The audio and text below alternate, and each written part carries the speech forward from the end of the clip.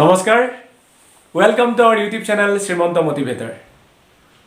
আমি শ্ৰীমন্ত মোটিভেটৰ ইউটিউব চেনেললৈ আপোনালোকক স্বাগতম জনালো ইতিমধ্যে আমি আমাৰ চেনেলৰ যোগেদি আপোনালোকলৈ আগবঢ়াই দিছিলো টেন্সৰ পাঠ ইংৰাজী ব্যাকৰণৰ আটাইতকৈ গুৰুত্বপূৰ্ণ বিষয় টেন্স সেই টেন্সৰে আটাইকেইটা ভাগ আমি আলোচনা কৰি আহি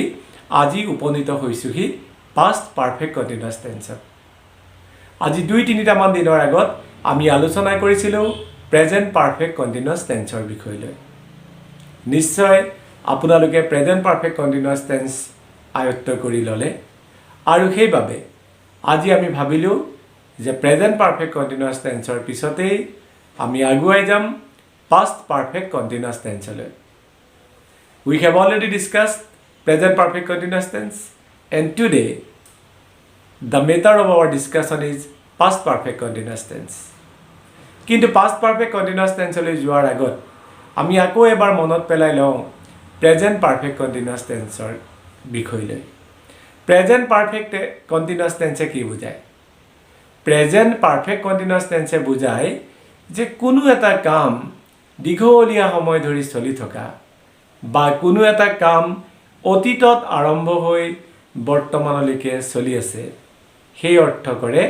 প্ৰেজেন্ট পাৰফেক্ট কন্টিনিউয়াছ টেন্স যেনে তাৰ এটা এক্সাম্পল যদি আমি দিওঁ যে মই ৰাতিপুৱাৰ পৰা কিতাপ পঢ়ি আছো I have been reading a book since morning মই 2 ঘণ্টা ধৰি পঢ়ি আছো I have been reading for 2 hours অৰ্থাৎ কোনো এটা কাম অতীতত আৰম্ভ হৈ বৰ্তমানলৈকে চলি থকাটোৱে বুজায় প্ৰেজেন্ট পাৰফেক্ট কন্টিনিউয়াছ টেন্স এতিয়া প্ৰেজেন্ট পাৰফেক্ট কন্টিনিউয়াছ টেন্স আমি আয়ত্ত কৰাৰ পিছত আমি আহিম পাষ্ট পাৰফেক্ট কন্টিনিউয়াছ টেন্সলৈ পাষ্ট পাৰফেক্ট কন্টিনিউয়াছ টেন্সে কি বুজায় যেতিয়া আমি পাৰফেক্ট কন্টিনিউয়াছ টেন্স শব্দটো পাম তেতিয়াই আমি জানিম যে এটা দীঘলীয়া সময় ধৰি চলি থকা কামৰ কথা কৈছে যদি প্ৰেজেন্ট পাৰফেক্ট কন্টিনিউয়াছ টেন্সে কোনো এটা কাম বৰ্তমানত অৰ্থাৎ অতীতত আৰম্ভ হৈ বৰ্তমানলৈকে চলি আছে অৰ্থাৎ দীঘলীয়া সময় ধৰি চলি থকা বুজায় তেতিয়াহলে পাষ্ট পাৰফেক্ট কন্টিনিউয়াছ টেন্সে কি বুজাব হেয়া নিশ্চয় আপোনালোকে অনুমান কৰিছে পাষ্ট পাৰফেক্ট কন্টিনিউয়াছ টেন্সে কি বুজাব যে কোনো এটা কাম অতীততে আৰম্ভ হ'ল অতীততে আৰম্ভ হৈ বহু সময় ধৰি চলি থাকি অতীততেই শেষ হৈ থাকিলে হেয়াই হৈছে past perfect continuous tense আমাৰ খেলিমেলি লাগি যাব পাৰে past perfect continuous tense আৰু past continuous tenseৰ মাজত সেই কাৰণে মই past continuous tense টো ৰিপিট কৰি দিছো now I am going to repeat past continuous tense past continuous tense কি বুজায় what does past continuous tense means past continuous tense means any work which is running যিকোনো এটা কাম যেটো চলি আছিল সেই কামটোৰ ক্ষেত্ৰতে past continuous tense ব্যৱহাৰ হয় কিন্তু past perfect continuous tense কি বুজায় past perfect continuous tense বুজায় যে কোনো এটা কাম চলি আছিল সেই ক্ষেত্ৰত past perfect continuous tense ব্যৱহাৰ হয় কিন্তু past perfect continuous tense past continuous tense তকৈ পৃথক past continuous tense আমাক ক'লে যে মই কিতাপ পঢ়ি আছিলো I was reading a book কিন্তু past perfect continuous tense কি ক'ব past perfect continuous tense ক'ব যে মই 3 ঘণ্টা ধৰি এখন কিতাপ পঢ়ি আছিলো মই 10 ঘণ্টা ধৰি এখন চিঠি লিখি আছিলো মই এসপ্তাহ ধৰি জ্বৰত ভুগি আছিলো অৰ্থাৎ কোনো এটা কাম অতীতত আৰম্ভ হৈ বহু সময় ধৰি চলি থাকি অতীততে শেষ হোৱাটো past continuous tense বুজায় এতিয়া যদি আমি একেবাৰে সাধাৰণভাৱে এটা বাক্যত কওঁ যে past continuous tense কি বুজায় তেতিয়াহলে তাৰ উত্তৰটো হ'ব past continuous tense কোনো এটা কাম অতীতত আৰম্ভ হৈ বহু সময় ধৰি চলি থাকি অতীততে শেষ হোৱা বুজায় আমি যদি কওঁ যে মই 3 ঘণ্টা ধৰি পঢ়ি আছো অৰ্থাৎ 3 ঘণ্টাৰ আগত কামটো আৰম্ভ হ'ল আৰু এতিয়াও চলি আছে হেতু হ'ল প্ৰেজেন্ট পাৰফেক্ট কন্টিনিউয়াছ টেন্স কিন্তু যদি আমি কওঁ যে মই 3 ঘণ্টা ধৰি পঢ়ি আছিলো অৰ্থাৎ 1 নম্বৰ ঘণ্টাটোত আৰম্ভ হ'ল তাৰ পিছত 2 নম্বৰ ঘণ্টাটো গ'ল তাৰ পিছত 3 নম্বৰ ঘণ্টাটো গ'ল অৰ্থাৎ 1 নম্বৰ ঘণ্টাটো অতীতত আৰম্ভ হৈ 3 ঘণ্টা পঢ়ি অতীততে হেতু শেষ হৈ গ'ল গতিকে কোনো এটা কাম অতীতত আৰম্ভ হৈ বহু সময় ধৰি চলি থাকি অতীততে শেষ হোৱাটোকে past continuous tense বুলি কোৱা হয় এতিয়া আমি যদি কওঁ এখাৰ কথা যে বেলেগ উদাহৰণ আমি একো নিদিওঁ আমি মাত্ৰ অসমৰ এটা উদাহৰণ দিবলৈ বিচাৰিছো আমি জানো যে আহোমে অসমত 600 বছৰ ধৰি ৰাজত্ব কৰিছিল 1228 খ্ৰীষ্টাব্দত চুকাফা আহিছিল স্বৰ্গদেউ চুকাফা আহিছিল আৰু 1253 খ্ৰীষ্টাব্দত আহোম সাম্ৰাজ্য প্ৰতিষ্ঠা হৈছিল আৰু তাৰ পিছত 1826 চনৰ ইয়াণ্ডাবু সন্ধিলৈকে আহোম ৰাজ্য চলি আছিল বা সুশাসন তেওঁলোকে কৰি আছিল অৰ্থাৎ 600 বছৰ ধৰি আহোমে অসমত শাসন কৰিছিল এতিয়া আমি কি বুলি কম যে the Ahom had been ruling in Assam for 600 years the Ahom had been ruling in Assam for 600 years এতিয়া আহোম বুলি কওঁতে আমি এটা জাতি বুজাইছো যেতিয়া এটা জাতিৰ কথা কোৱা হ'ব তাৰ আগত আমি দি বা the article লগাব লাগিব এটো হৈছে ভাৱেল গতিকে ভাৱেলৰ আগত যদি th বহে তেতিয়াহলে কি উচ্চাৰণ হ'ব ডি উচ্চাৰণ হ'ব গতিকে আমি কম যে the Ahom had been ruling in Assam for 600 years অৰ্থাৎ আহোমে 600 বছৰ ধৰি অসমত শাসন কৰি আছিল মানে বহু সময় ধৰি চলিছিল অতীততে কামটো আৰম্ভ হৈ মই যদি কওঁ যে 1228 খ্ৰীষ্টাব্দত চুকাফা আহিছিল 1253 খ্ৰীষ্টাব্দত আহোম সাম্ৰাজ্য প্ৰতিষ্ঠা হৈছিল আৰু 1253 খ্ৰীষ্টাব্দৰ পৰা 1826 খ্ৰীষ্টাব্দলৈকে আহোম সাম্ৰাজ্য নিয়াৰিকৈ চলি আছিল গতিকে 1253ত আৰম্ভ হৈ 1826 লৈকে চলি আছিল 1253টো অতীত 1826টো অতীত গতিকে অতীততে কোনো এটা কাম আৰম্ভ হৈ বহু সময় ধৰি চলি থাকি অতীততে শেষ হৈ গ'ল সেই ক্ষেত্ৰতে আমি ব্যৱহাৰ কৰিম past perfect continuous tense ঠিক আছে এতিয়া মই মোৰ নিজৰ এটা উদাহৰণ দিছো যে মই পঞ্চম শ্ৰেণীৰ পৰা দশম শ্ৰেণীলৈ ৰাধাকান্ত ফুকন উচ্চ মাধ্যমিক বিদ্যালয়ত মই শিক্ষা গ্ৰহণ কৰিছিলো বা মই পঢ়িছিলো মইতো অতীততে পঢ়িলো পঞ্চম শ্ৰেণীত মোৰ ক্লাছ আৰম্ভ হ'ল দশম শ্ৰেণীত মোৰ ক্লাছ শেষ হ'ল মই এটা দীঘলীয়া সময় ধৰি অৰ্থাৎ 6 বছৰ সময় ধৰি মই ৰাধাকান্ত ফুকন উচ্চ মাধ্যমিক বিদ্যালয়ত মই শিক্ষা গ্ৰহণ কৰিছিলো বা মই পঢ়িছিলো সেই বাক্যটোৰ মই উদাহৰণ এনেকৈ দিম যে I had been reading in RKP Boys High School বা মই যদি কওঁ যে I had been reading in Radhakanta Fukan Boys High School for 6 years 6 বছৰ ধৰি মই ৰাধাকান্ত ফুকন উচ্চ মাধ্যমিক বিদ্যালয়ত পঢ়িছিলো হেতু হ'ব past perfect continuous tense আপুনি ধৰক অফিসলৈ যোৱা নাছিল বা আপুনি স্কুললৈ যোৱা নাছিল আপোনাৰ স্কুলত হুদিলে যে why did not you come to office বা why did not you come to school তেতিয়া আপুনি ৰিপ্লাই টু ইংলিশত দিবলৈ হলে আপুনি ক'ব লাগিব যে I had been suffering from fever for 1 week যে মই এক সপ্তাহ ধৰি জ্বৰত ভুগি আছিলো অৰ্থাৎ এক সপ্তাহটো অতীতত আৰম্ভ হৈছিল আৰু অতীততে শেষ হ'ল এক সপ্তাহ ধৰি আপুনি ভুগি আছিল এটা দীঘলীয়া সময় ধৰি আপুনি জ্বৰত ভুগি আছিল গতিকে আপুনি ক'ব লাগিব যে I had been suffering from fever for 1 week এক সপ্তাহ ধৰি মই জ্বৰত ভুগি আছিল ঠিক তেনেকৈ আপুনি কালি বোলে 3 ঘণ্টা ফুটবল খেলি আছিল আপুনি ক'ব লাগিব যে মই কালি 3 ঘণ্টা ধৰি ফুটবল খেলি আছিলো I had been playing football for 3 hours yesterday মই কালি 3 ঘণ্টা ধৰি ফুটবল খেলি আছিলো ঠিক আছে মই যদি সুধো যে তুমি কিয় পঢ়ি থকা নাই কোনোবা এজন ষ্টুডেন্টে পঢ়ি থকা নাই মই যদি তেওঁ সুধো যে why are you not reading তুমি কিয় পঢ়ি থকা নাই তেওঁ তেতিয়া মোক ৰিপ্লাইটো দিব যে sir I had been reading for 4 hours মই 4 ঘণ্টা ধৰি পঢ়ি আছিলো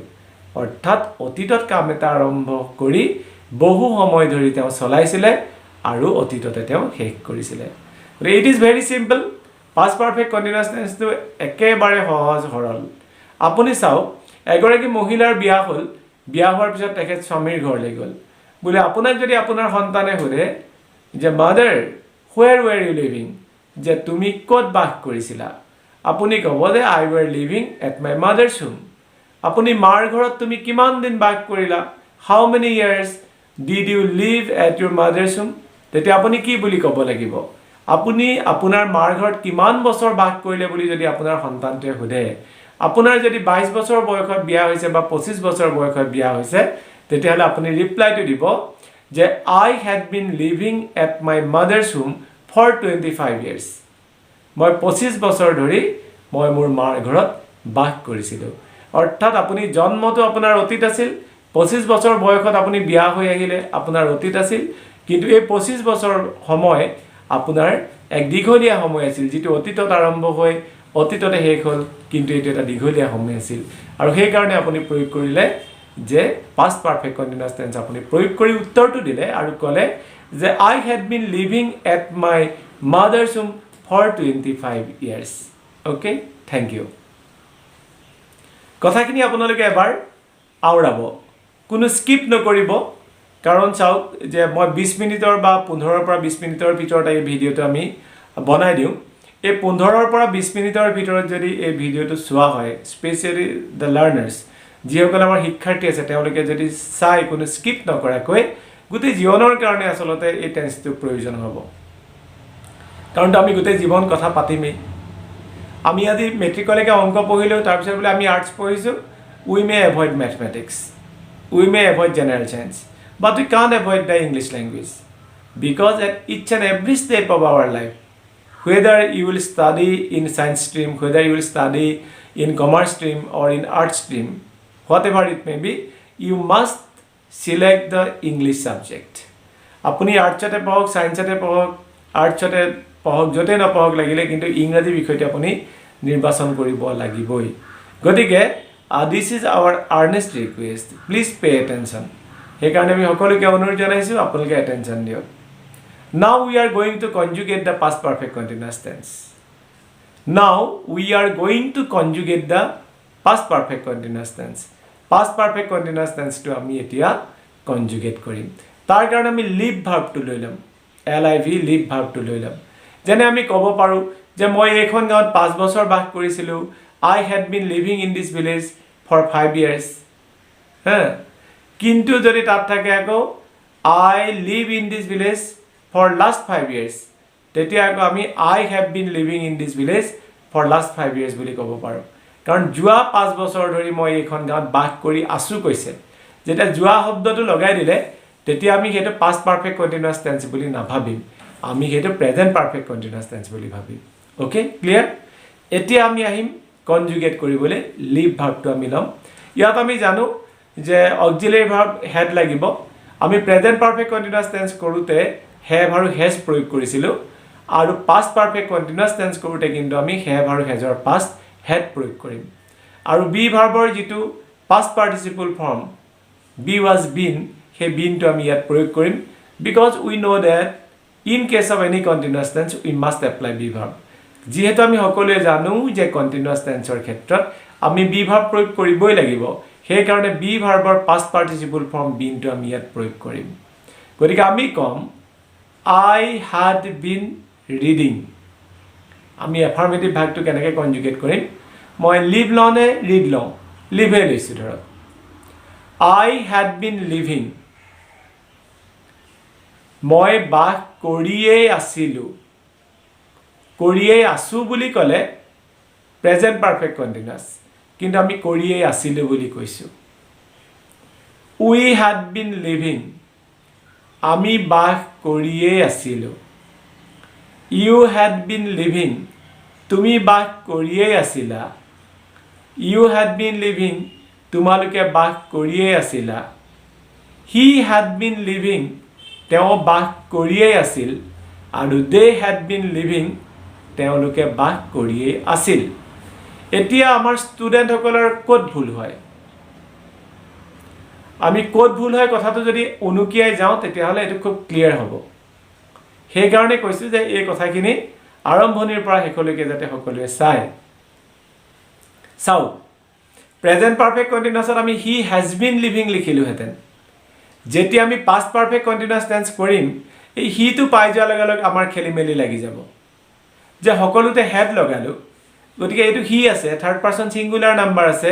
ইয়াত হেজ লাগিব নেকি বাট নেভাৰ ইয়াত হেজ নালাগে ইয়াত কি লাগিব হেডেই লাগিব তেতিয়া আমি কম যে হি হ্যাড বিন লিভিং অৰ্থাৎ তেওঁ বাস কৰিয়ে আছিল দে হ্যাড বিন লিভিং তেওঁলোকে বাস কৰিয়ে আছিল এতিয়া যদি আমি উদাহৰণ হিচাপে দিওঁ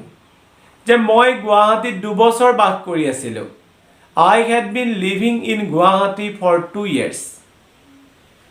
মই যোৰহাটত 3 বছৰ ধৰি বাস কৰি আছিলোঁ we had been living at Jorhat for 3 years এতিয়া চাওক মই গুৱাহাটীত বাস কৰি আছিলোঁ বুলি কওঁতে মই ইন গুৱাহাটী ক'লো কিন্তু যোৰহাটত বাস কৰি আছোঁ বুলি কওঁতে মই এট যোৰহাট ক'লো কিয় why I did not apply in before Jorhat and why I did not apply at before Guwahati মই গুৱাহাটীৰ আগত কিয় এট ব্যৱহাৰ নকৰিলোঁ আৰু যোৰহাটৰ আগত মই কিয় ইন ব্যৱহাৰ নকৰিলোঁ this is a question for us এইটো এটা খুব সূক্ষ্ম কথা সৰু কথা মাইনৰ কথা কিন্তু আমি ভুল কৰোঁ দেখো সূক্ষ্মভাৱে যদি আমি পৰ্যবেক্ষণ কৰোঁ তেতিয়া আমাৰ মনত থাকি যাব মই যে ক'লো যে মই গুৱাহাটীত 2 বছৰ ধৰি বাস কৰি আছিলোঁ I had been living in Guwahati for 2 years মই কিয় ইন ব্যৱহাৰ কৰিলোঁ জানেনে যিহেতু মহানগৰ ডাঙৰ স্থান সেইবিলাকৰ আগত ইন বহে এট নবহে Guwahati is a city and so before the city we must apply the preposition in Guwahati এখন city হয় আৰু সেই কাৰণে গুৱাহাটীৰ সন্মুখত আমি গুৱাহাটীৰ আগত আমি কি লগালো ইন লগালো but Jorhat is not a city it is a small town or it is a town এখন সৰু নগৰ বা এখন নগৰ হয় that is why before the town we must apply at গতিকে নগৰৰ আগত at হয় আৰু মহানগৰৰ আগত ইন হয় গতিকে past perfect continuous tense টো ক'বলৈ যাওঁতে এই কিটা কথাও মই কৈ দিলোঁ তেনে ধৰণে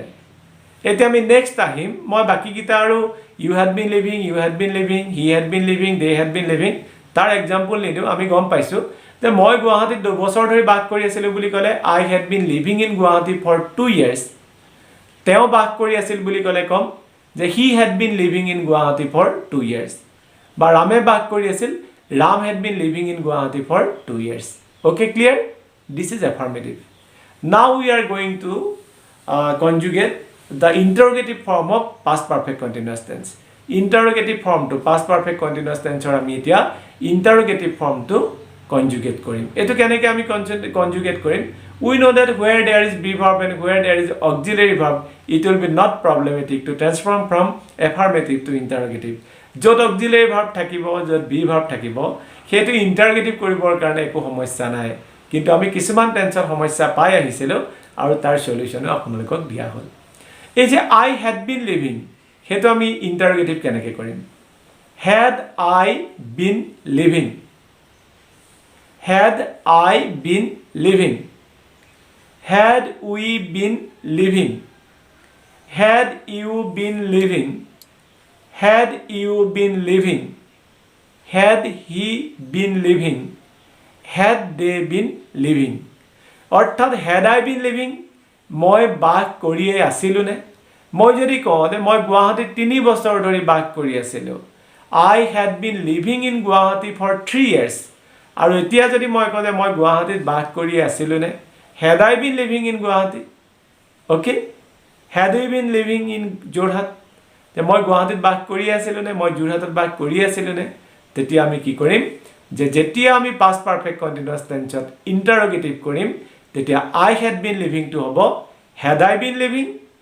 had we been living had you been living had you been living had he been living had they been living okay this is interrogative it is clear interrogative to আমি গম পাইছো যত প্ৰশ্ন সোধা হয় হেয়া হৈছে interrogative because we have already discussed about the type of sentences আমি সেন্টেন্সৰ টাইপ বিলাক আলোচনা কৰিছিলো নিশ্চয় মনত আছে আমি আলোচনা কৰিছিলো assertive interrogative imperative optative exclamatory আমি ডিসকাস কৰিছিলো অলৰেডি 102টা ভিডিও ইয়াত দিয়া হল তাৰ ম্যাক্সিমাম গ্ৰামাৰ ক্লাছ ইয়াতে আছে গতিকে এইখিনি আপোনালোকে যদি ৰিপিট কৰি চাই থাকে নিশ্চয় লাভান্বিত হ'ব এতিয়া আমি আহিম নেগেটিভ ফৰ্মটোলে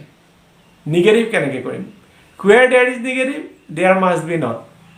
যত নেগেটিভ থাকিব তাত not হ'বই হয় নে নহয় য'ত নট নাথাকে এটো নেগেটিভ নহয় কেতিয়াবা বেলেগ সেন্সটো আমি কওঁ হেতু পাছত আমি কথা পাতিম যেনেকৈ মোৰ হাতত সময় নাই হেতু বুজালে মই কম যে আই হ্যাভ লিটল টাইম মোৰ সময় নাই মই যদি কওঁ আই হ্যাভ এ লিটল টাইম মোৰ অলপ সময় আছে কিন্তু নেগেটিভ সেন্সত আমি কলে কম আই হ্যাভ লিটল টাইম মোৰ সময় নাই হেতু আমি পিছত আলোচনা কৰিম when we are going to discuss the determiners যেটা determiner আমি ডিসকাস কৰিম now we are going to discuss the negative form of past perfect continuous tense past perfect continuous tense or negative form to আমি এতিয়া আলোচনা কৰিম you must apply not and it will be negative আপুনি not ব্যৱহাৰ কৰিব আৰু এটো negative হৈ পৰিব ওকে আমি কৈছিলো I had been living এটা নেগেটিভ কৰিম I had not been living we had not been living you had not been living you had not been living he had not been living they had not been living অৰ্থাৎ মই বাস কৰিয়ে থকা নাছিলো আমি বাস কৰিয়ে থকা নাছিলো তুমি বাস কৰিয়ে থকা নাছিলা তোমালোকে বাস কৰিয়ে থকা নাছিলা তেওঁ বাস কৰিয়ে থকা নাছিল তেওঁলোকে বাস কৰিয়ে থকা নাছিল অৰ্থাৎ I had not been living we had not been living you had not been living you had not been living he had not been living they had not been living okay now we are going to transform the interrogative and negative to interrogative negative অর্থাৎ interrogative আৰু negative এই দুইটাকে আমি এটা interrogative negative কৰিম we must take had from the interrogative form and we must take the not from the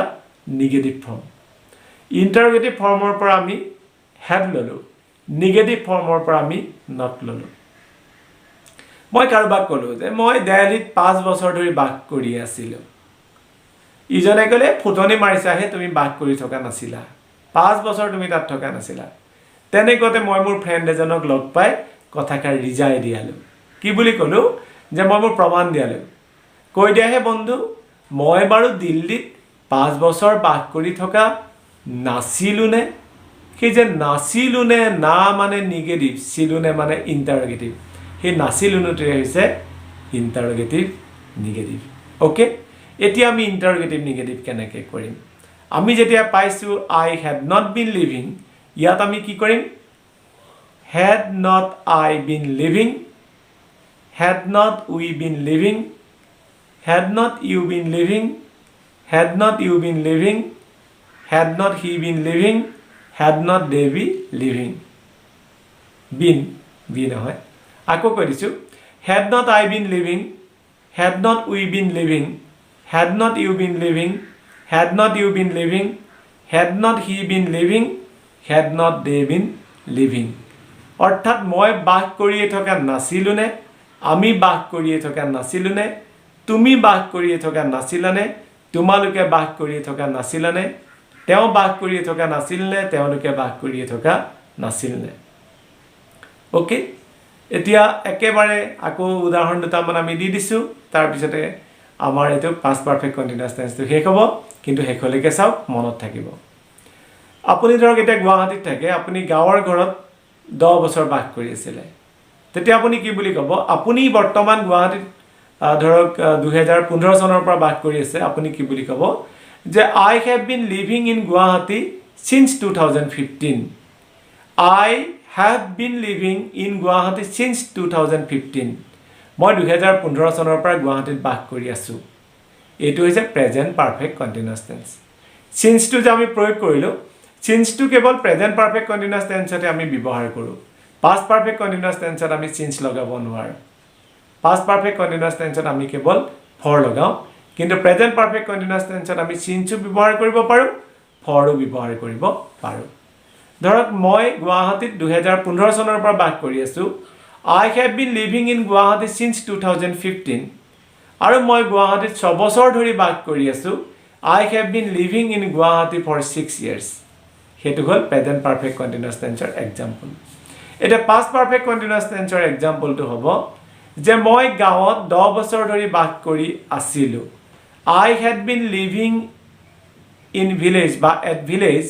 for 10 years okay I had been living at village for 10 years. মই গাঁৱত 10 বছৰ ধৰি বাস কৰি আছিলোঁ। ক্লিয়াৰ? মই এখন স্কুলত 5 বছৰ ধৰি পঢ়ি আছিলোঁ বা মই এখন কলেজত 5 বছৰ ধৰি পঢ়িছিলোঁ। I had been living in this college for 5 years. Okay? হেতুৱে হৈছে past perfect continuous tense. It is very simple. এটো একেবাৰে সহজ মনত ৰাখিবৰ কাৰণে আমি সিম্পলি এনেকৈ মনত ৰাখিম যে past continuous tense অতীতত কোনো এটা কাম সাধাৰণভাৱে চলি আছিল তেনে অৰ্থ বুজায়। মই পঢ়ি আছিলোঁ, I was reading. কিন্তু মই 2 ঘণ্টা ধৰি পঢ়ি আছিলোঁ, I had been reading for 2 hours. গতিকে this is past perfect continuous tense. Past perfect continuous tense means a work or a moment which was started in the past and running for a long time and it was finished in the past. অতীতত কামটো আৰম্ভ হ'ল, বহু সময় ধৰি চলি থাকি অতীততে শেষ হ'ল, সেয়াই হৈছে past perfect continuous tense. অৰ্থাৎ আমি কোনো এটা কাম অতীতত আৰম্ভ কৰি বহু সময় ধৰি চলাই ৰাখি অতীততে শেষ কৰিলোঁ, সেয়াই হৈছে past perfect continuous tense. গতিকে মই সকলোকে এটা কথা অনুৰোধ জনাম যে আমাৰ কেইটামান খুব ইম্পৰ্টেণ্ট কথা আছে, সেইকেইটা কথা কিন্তু আমি মনত ৰাখিলেহে ইংৰাজীত কথা পাতিব পাৰিম। সেইকেইটা হৈছে L for listening, S for speaking, W for writing, R for reading. LSWR. L for listening, S for speaking, W for writing, and R for reading. এইকেইটা মনত ৰাখিব লাগিব, তেতিয়া আমি খুব সহজতে ইংৰাজীত কথা পাতিব পাৰিম। Then we will be able to speak in English. And this is my earnest request. Please pay attention in our grammar classes. Not only the grammar classes, but also the motivational stories or speech also. And so this is my, again I am going to request you, please pay attention and subscribe our YouTube channel Srimanto Motivator, and please press the bell icon and keep the notification all. Thank you so much. আৰু ইয়াৰ পাছতে আমি আহি আছো আন কেইটামান গ্ৰামাৰৰ বিশেষ ভিডিঅ'লৈ। Thank you.